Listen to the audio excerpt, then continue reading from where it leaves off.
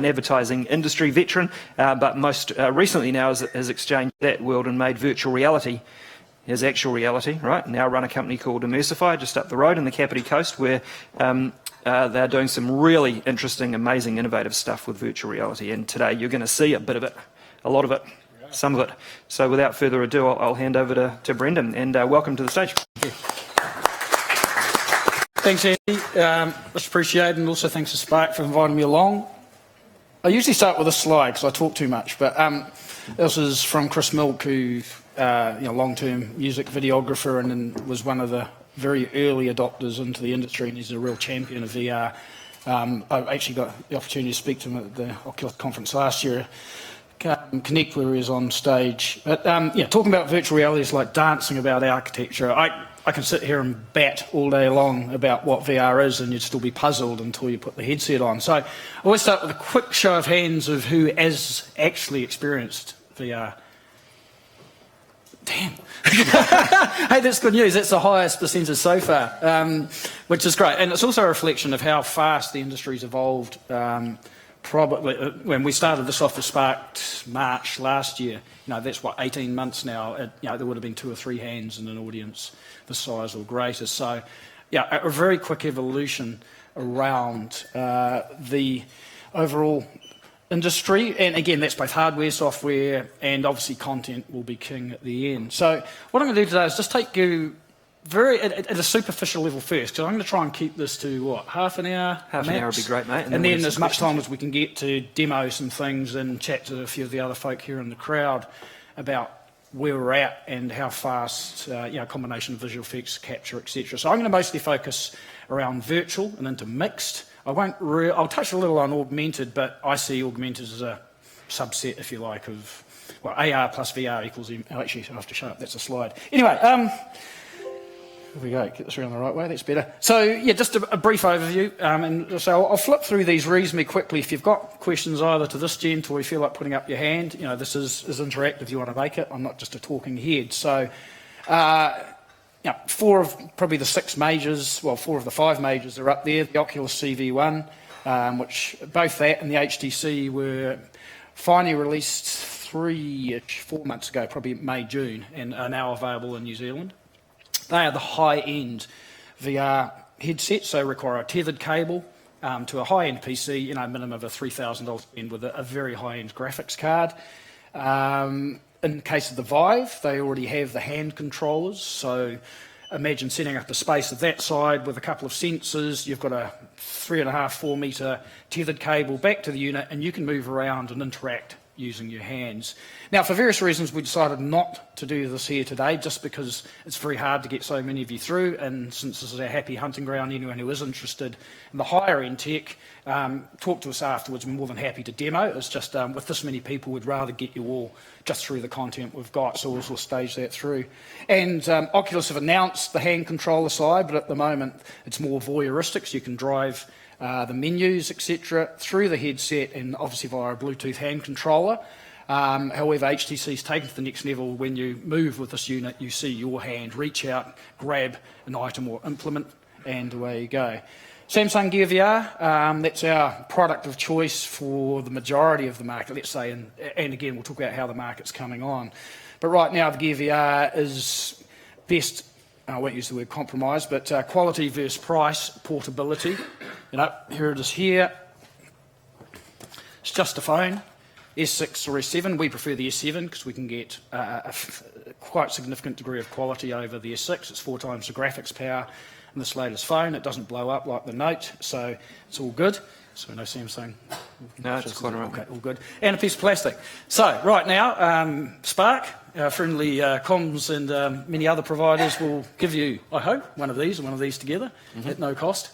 Free to everyone. Excellent. Today. Yes. Yeah. So buy a phone or upgrade on your business plan. So it's actually, the cost of entry is actually very low. So, sorry, back on those, $1,000 a pop or thereabouts, New Zealand, 800 to 1,000 for the units, plus 3.5, 4, 5,000 for a PC, $5,000 a pop. That gets quite expensive quite quickly relative to where you're looking to work, and we'll go through where you could be placing that. Gear VR, phone you can upgrade on the Spark network plan for next to nothing, give you the headset, up and running. Fantastic. And in the early days when we were demoing to corporates and government, we'd turn out with pile this big of technology, throw it on the boardroom table and tell them that VR was easy, and the eyes had glazed over, the conversation had stopped before it started. Turn up, say, here's a phone, here's a piece of plastic, look what it does. Very, very compelling. We've done a lot of work with kiosks, especially in the tourism industry, which is the early start, and we'll talk more about that. So this price performance, and again, otherwise $1,000 for a phone, free this, $1,000 unit, so 5,000, 1,000, and then our very reasonably priced unit, the Google Cardboard, fits any phone. Of course, obviously, Samsung is limited to the Samsung S6 and S7 phones, or the Edge, whereas this will take either an iOS or Android or any modern smartphone that you can effectively fire up the YouTube app or some of the other aggregator of the VR content. So nice and simple, very expensive rubber band holding it together. Phone sort of snaps into here, hit the button and away you go. Now the difference, of course, is this is $5.67. Why would you pay more for the Gear VR? First up, it is actually integrated with the headset. You've got controls on the side. You can actually navigate into content, and the whole iOS Apple model or Google Play Store pick up content, actually navigate through without taking the headset off and start. In the instance of this, you take your phone, fire up the app, then put it in, put your rubber band on, and experience light leak and everything else. And again, if you've got a 4-year-old smartphone, obviously it's not going to handle graphics quality. So you're in the Wild West, and I'll talk a little more. But entry level, if you're in an advertising or promotion, if you're doing, say for argument's sake, like Shine, a major campaign, and you're just going to blitz out, and this is exactly what our friends at IAG and Haka did. I don't know if anyone recall, but probably about August, September last year, they actually captured the Haka live in one of the South African tests. They had 6 cameras out on the field. They did it at the beginning of the Haka, post-processed that, and sent out X number of thousands of these in an integrated campaign off their website. This was basically applied. They sent that out free with instructions of how to install, and away you go. So very, very effective as a cheap and cheerful marketing campaign. I recently demoed and talked at the Tourism Export Council. That's where they're navigating the future. They had 250 people. It cost them $4.23 per unit. I insisted on the ones with the strap, so it holds on your head. And everyone walked away with a set of that, with a set of tourism clips off YouTube that they could just watch. So very, very cost-effective solution. I'll talk more around the repurposing of the asset as in the content as well. Right. Okay, so I'll segment the verticals as we see them at this stage, and they're not all, but in terms of especially a SME focus around where we're really finding the tech to be effective right now and starting to see a return on investment, which is obviously an important thing. We've done probably 10 VR experiences, I call them. So the equivalent of a TV commercial in virtual reality, 360, and seeing is believing. So again, I'll skip through all of these and you can see the examples at the end. Combination of drone work, so you're flying through the air like a bird, or holding a position over a waterfall, or you are literally leaping into a canyon and swimming. Zip trek on a zip line, Fox Glacier being on a glacier. So again, a taste of is where we're at. Of course, you could take the whole experience. So where's your commercial model? A taste is a call to action to come and take the real experience. If you give them too much of a taste, they won't come. They've had it. Well, I've been 80% gratified. Or in the commercial model, you could actually take a 20-minute or half-hour documentary in virtual reality and sell that for 99 cents for someone in the US who doesn't have a passport and didn't leave their couch, or is in a retirement home and unable to move, or is too young, or can't afford to travel. So there is actually a double investment and double return, if you like, around the same content. So we've done a lot of work. Our head off spot really was Queenstown for obvious reasons. Successful operators, economies of scale. Our first adopter, actually September last year, was Fox Glacier. They rang out of the blue. We didn't even have a capture rig at that stage and say, hey, we're off to China. We've got 3 weeks for you to capture something, please. And we want to beat our friends at Ngāi Tahu who own Franz Joseph to the draw. It's a David versus Goliath. So we did it, and they rolled off to China and did a 3-city tour and put over 400 Chinese business-to-business package sellers of tourism together. There was a 60 top tourism companies went across from New Zealand, hosted by NZTE and NZ Tourism, and little old Fox was the only one to have a VR headset. So the queues were immense, as you mentioned. Chinese are very technology savvy and interested, so that blew their eyeballs out. We're very, very fortunate on that project, so we had no idea what we're doing. As you do, fake it till you make it, and snow was the perfect thing to stitch on. And I'll talk a little bit about the stitching process, because that's quite different. In video, you just capture, you zoom, you have the luxury of having a stroppy creative director, I'm sure you don't have those, sitting behind or standing behind, barking, zoom, focus, move a millimetre to the left. We put the camera in the middle and we run away, so we see everything. And the old adage, just fix it in post, that's great. I hope you've got a good budget, because imagine what it costs to edit flat, and now you're editing in 360. So there are tips and techniques around all of the above, but it's very time intensive, and it's darkroom days right now. This is like comparing a digital photography off a modern SLR digital camera versus a darkroom. So I'll sort of expand on that in due course. But tourism, real hotspot. We're now finding Queenstown, Taupo, Tourism New Zealand starting to get their heads around it.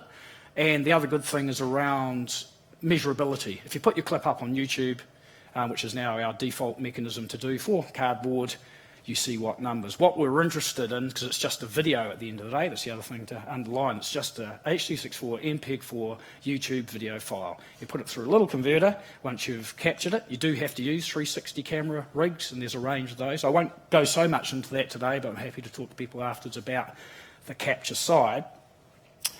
But it's literally a clip on YouTube, and your YouTube app or your laptop, desktop, Mac, Windows, smartphone, tablet, pan, and then into your headset. So you're actually getting a quadruple play, if you like, around that one investment in the content. And there's mechanisms by which you can take traditional 2D YouTube vids and insert them in a new environment, so you can repurpose that content. So it's been really effective in tourism, and some of the companies will work with now looking to take that to the next level.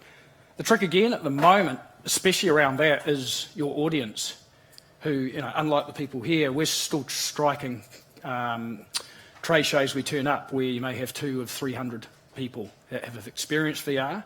So you're having to build your experience at the moment to people who are not used to watching VR. And all those who've had the experience may have also seen the difference between bad and good VR. If it's bad, you've got shudder. Your body actually starts to fight with your mind around fight or flight. This doesn't feel comfortable, this is not right, and then you get motion sickness. So our big challenge as content creators is to ensure minimal disruption to your body and your mind. Either way, we're going to blow your eyeballs out the first time, but if we blow your body, then you better have a bucket handy, put it that way. So architecture, really interesting for us around. In architecture, I'll talk a bit wider around showroom and architecture. We're talking about pre-visualisation. So for anyone who's an architect, for argument's sake, or in the process of an entrepreneur building a building or creating a new building, the ability to attract clients in from commercial, real estate, think of a 500 apartment block, we can put you in each of those rooms, and even to co-creation and design. So for argument's sake, a new apartment block over on the waterfront here, there's various levels, you get a different view.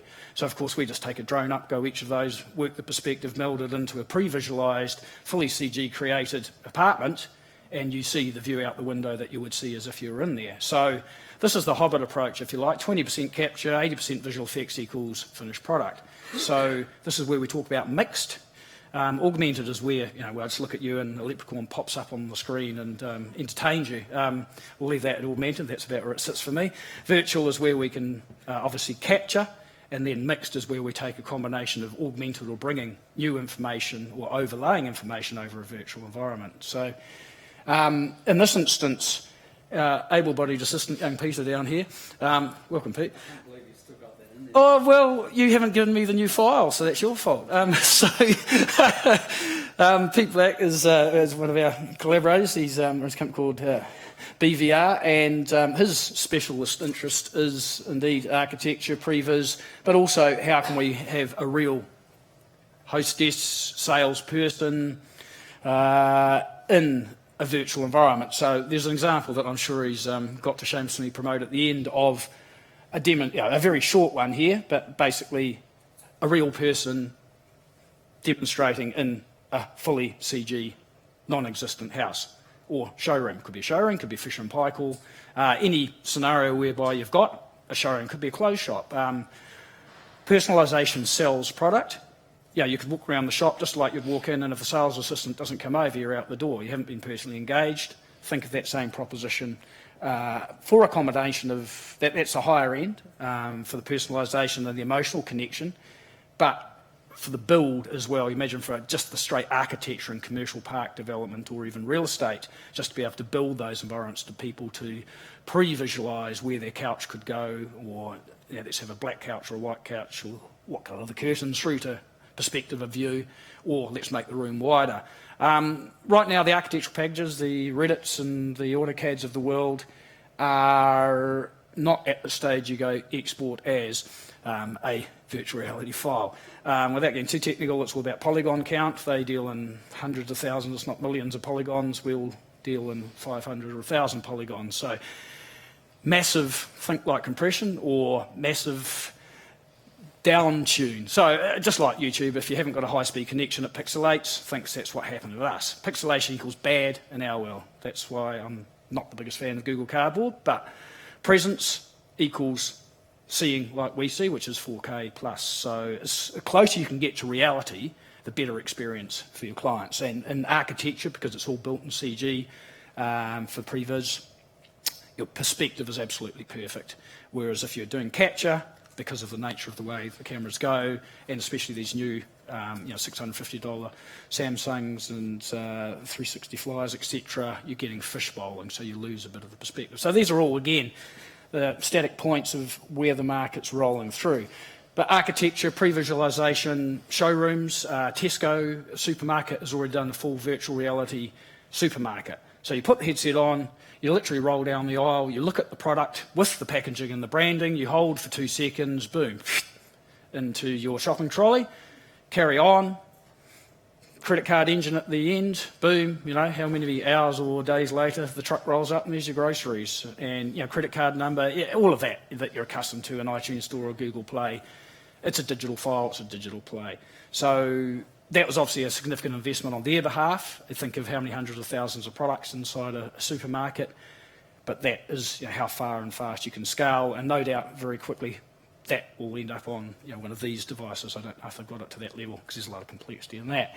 But booming market and a real market, so tourism and architecture arguably are the two progressive starters. I'd say fast starters overseas. New Zealand is, of course, economies of scale and budget just starting to pick up, but we're pretty tech savvy. Training, wow, talk about the potential of training. Seeing is believing, and that's where it pretty much starts and stops. Like Palmer Luckey from Oculus made the statement of any of the markets that he thinks going to tap and explode is a combination of training and education for obvious reasons. Virtual field trip around training.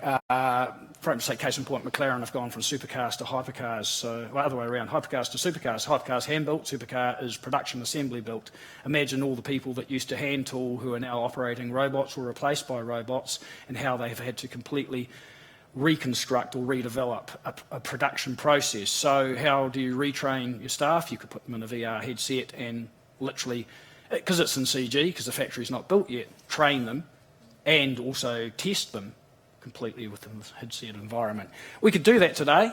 It'll be a 7-figure budget plus, but it's all possible. And again, right now, the challenge for training companies is user pushback, because you're blowing their eyeballs out in a minute and a half. And sorry, all our tourism side and architectural will keep under 3 minutes. So time factor, you're really visually overstimulating people for the first time, or as at this point, it's minutes, not hours that you'd be wanting to sit. Headsets are reasonably comfortable, but you wouldn't necessarily want to watch a movie. The quality's not quite there. So this is the darkroom days as we move forward.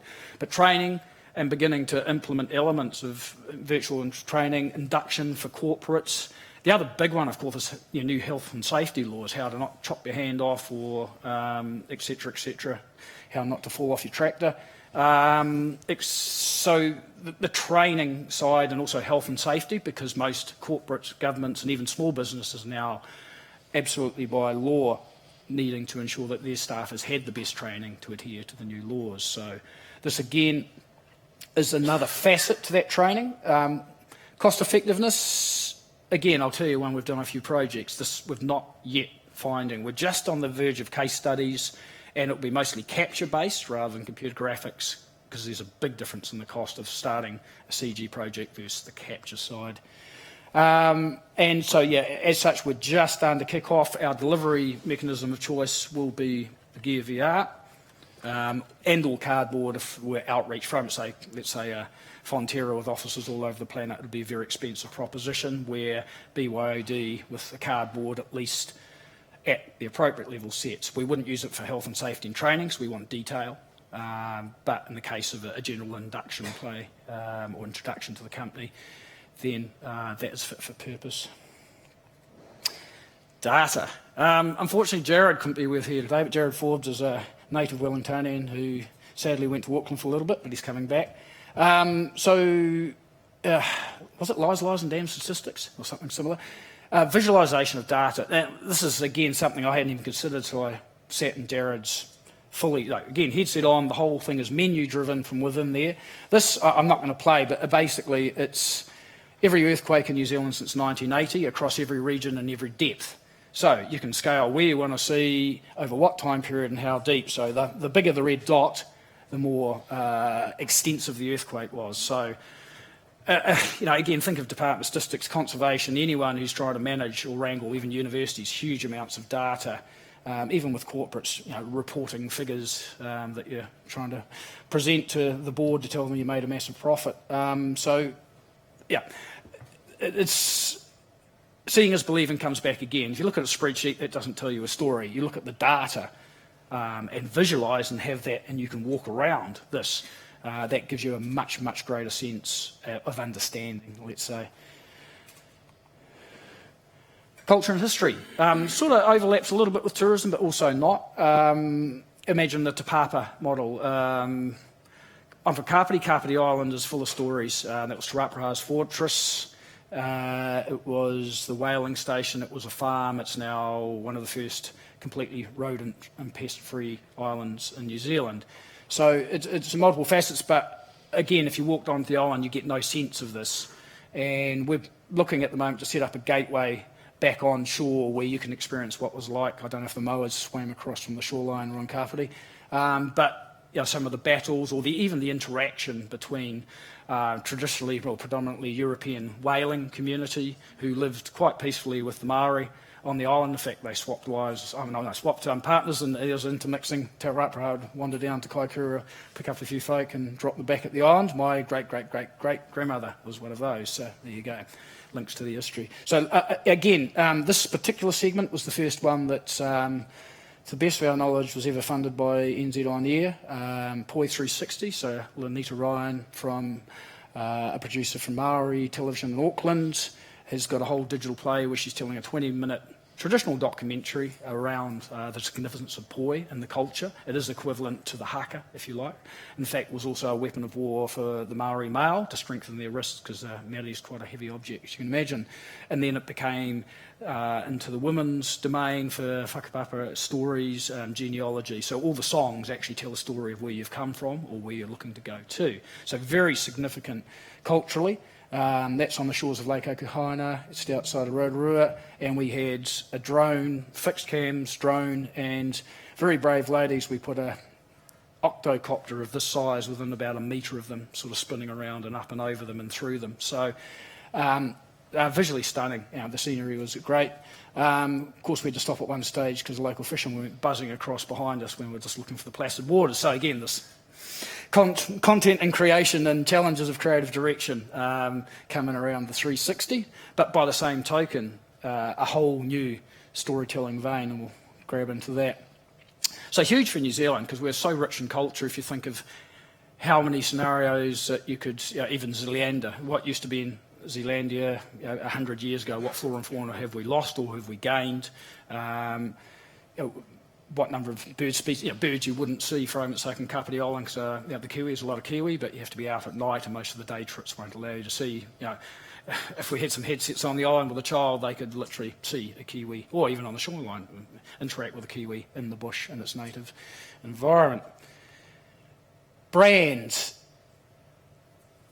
again, a biggie for anyone, for a combination. This is now another fragment / facet of your overall digital marketing.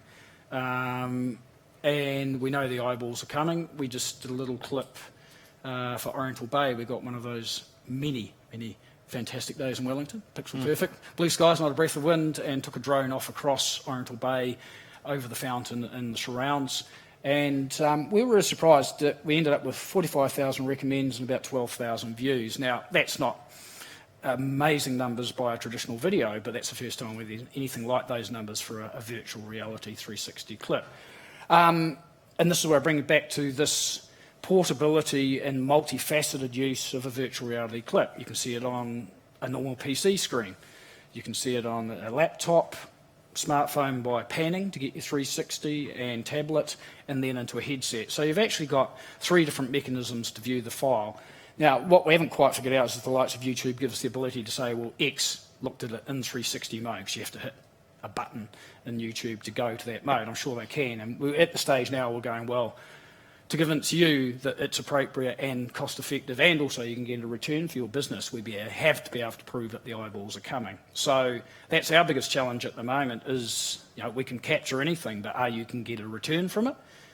We would now argue yes, based on what we've seen in the tourism industry and now coming into brand. The AIG one, they were oversubscribed for the headsets. So it's a cause and effect, and of course it's all measurement. So every firm is now looking to measure performance, a return on dollar spent. This is yet another facet to put alongside your Instagram, Twitter, Facebook, Pinterest, and many other channels. But this one, because it's being backed by major players like YouTube and Google, and Apple's still the dark horse. We'll see what they've come up with. This particular clip we did for Wither Hills, half of Lime Breweries. Again, drone first thing in the morning, across the wonderful fields. We've got an example up there, through into the vineyard, and it basically tells a story. And again, there's 2 approaches that you can do with that. You've either got the personalisation with a voiceover, or just use the music in a traditional TVC style to tell the story. Picture's worth 1,000 words again. So mixed reality is becoming more prevalent within that as well. So that's a straight play. In this instance, they did that for their, I think it was 50 wine reps who sold the Wither Hills brand on behalf of Lime Breweries throughout New Zealand. So they were all issued with cardboard. They had a conference, they demonstrated this, and then sent them out to basically then go to all the liquor wholesalers, distributors, and say, have you seen Wither Hills? So brand reinforcement, basically, and that was very, very effective for them. Fonterra have used it for introduction of product and clean, green farming practices in UAE. And again, that was a mixed reality. We've got an example of that, which is probably the best one I've seen so far, where you've got a combination of captured content and then embellished information, which helps reinforce or tell the story. Music and festival. I'll put this in again. Wellington's a little more of an eclectic creative mix. So think music video, and 360 is just stunning, and festival being there. We did a 360 camera shoot. This is I'm not playing it, but we've got it on the units again. Shapeshifter at Homegrown and Black Seas. We've got Shapeshifter on the phones, and we use 2 different 360 cameras. So we're now getting to the point that we will edit, aka traditional music video style. Again, lots of challenges around transition. I know the English are a favour. Every second they'll change the shot on you. That gives me epilepsy, but you do that in VR and people will be very sick very quickly. So smooth transition, but actually being there, that sense of presence either in the audience or you're on stage. And in this instance, the wonderful lead singer even played up to the camera for us because he knew it was there. We'd briefed him. So you can create some really engaging, and again, think in terms of live streaming or some sort of promotional event you're having. It doesn't have to be music. If you want to capture it well and share it with the rest of your corporation or audience, either live, still an issue, massive data, massive complications and challenges, but it's coming. Edited highlights right now is the way to go. So you wouldn't live stream. In fact, it's technically here in New Zealand, we just don't have the budget. Ian Taylor from Animation Research down south has long-term relationships with the golfing and America's Cup. They just did their very first live streaming of golf, which sort of befuddled me because you have to watch a ball. So anyway, they tied 6 Red Dragon cameras, which were worth about 60,000 a pop together. So and then had to deal on the back end of all that data. And then the end result that came out live stream is everyone going, where's the bowl? So they threw something like 15 million at it, apparently, for the PGA, and it didn't go down so well. Strange enough, Ian's got an idea or two about a number 8 fencing wire and how to do it better next time. He was literally working on behalf of the broadcaster. So, yeah, really interesting and coming on. Again, as the audience builds, put it out, measure it. As soon as that point, we can see, again, multiple uses. We'll see more headsets around. The other one I missed out at the beginning was PlayStation, with the lovely ladies in the audience is salivating over the proposition, and they are about to ship. 40 million PlayStations out there. Very quickly you're going to build an audience, a paying audience, a watching audience. So just like everything's measurable within your digital marketing, this is another facet and will advance, we believe, from what we're seeing overseas very rapidly. You see the investment that's coming in. So you've already gazumped myself by saying AR plus VR equals MR, augmented plus virtual equals mixed, and we're really focused on the mixed. We're from a visual effects and post-production animation 3D rendering background. We actually never envisaged we'd do capture, but the price point for capture versus building in CG, we found after 2 years of going, hey, look at this, hey, look at this, how's it cost? 100,000. No eyeballs. Now capture is analogous to a TV commercial or videography. Everyone's a videographer these days. I've got an iPhone. So you get what you pay for, but add, let's say, 30-ish, to probably around 30%. The shoot costs are about the same because it's a camera. You have to shoot your creative director, find one who knows VR. That saves a lot of time and cost. And then the post-production involves a stitch at the stage. New cameras will come, we don't need stitching. And then to bring both a combination of graphics, whether it's as simple as your logo or a speech bubble or something pops up or the person moves their head and something comes at them, that's your elements of CG over your capture to make your mixed reality. Brendon, we've just got a couple of minutes left, mate, to give the guys a chance to play with some stuff. Yes, absolutely. Cool? Wellington, very fortunate here that we're represented by best of breed on the planet. I can tell you these guys are all world class because we're dealing with them all. Magic Leap we're not because they're owned by Alibaba and Google, so there's the Wall Fortress of Weta and 40-odd developers feverishly beavering away there. That'll be 3 years before you see that. Massive challenges because it's going to be as we see as the acclaimed fame, fibre optics, massive data, massive hardware build, massive content and a whole environment. So it's coming. 3 years out, you'll see like we see or close to. 8i, volumetric VR, putting that person into a CG or another environment. So imagine me here, 8 cameras around, capture me and then transport me into either a previously captured VR or CG built environment. Pickpock, gamification, world leading. They're doing work with the greatest game titles on the planet. Mario and his team were well ahead. They had the beta equipment and well into that. Polytronic, another local company specialised in visual effects, and we've done a lot of virtual. I partnered with them around the post-production side, and we've spent 3 years on the bleeding edge, and I will call it the bleeding. Half of 360. Everyone's talking 360 and virtual reality. Jared, who's not here today, runs a company called Sensorium, has built a camera that does 180 degrees. Now, imagine if you're sitting in, let's say, an airplane seat or a bus or in the couch at home. We see about here. That's 180. Behind here, you can put your advertising, or you can motion blur the edge. You can put a creative director behind. It's double the quality and can be live streamed today. So we're intrigued. We're sort of doing a lot of market research and looking to partner with Jared with content creation, but no one's talking 180. So we actually think we'll have a world-leading product. We're about to spring on a few folk. And you think, festival events, etc. as well. We think this technology has a real future, and that's born and bred in Wellywood. So, watch that space. And this is a David versus Goliath. We're doing that with number 8 fencing wire, a couple of pieces of string, and Nick at the back there. Thanks, Nick. It's a Wild Wild West to finish. Who knows where it's going to go? We're literally in darkroom days. Everyone's trying to figure out what patch. Every day there's a new piece of hardware, software, content creation tip. You spend a week doing something right now and someone introduces a plugin that does the whole thing in 3 seconds flat, and you go, dull. But it's good to have, and this is that's how early the industry is. But there's so much investment coming in by the internationals right across the planet.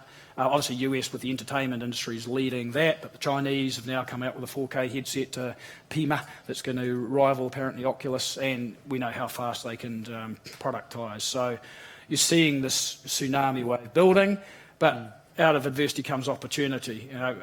Anything's possible, and any of you could have the idea, just like Bubble Wrap and Angry Birds, that from a content perspective or even a software perspective will hit the mark.